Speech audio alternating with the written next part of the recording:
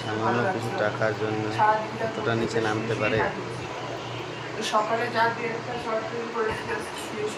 মহিলাটার কি একটুকু লজ্জা নেই? টাকা পাওয়ার জন্য এতটা নিচে নামতে পারে?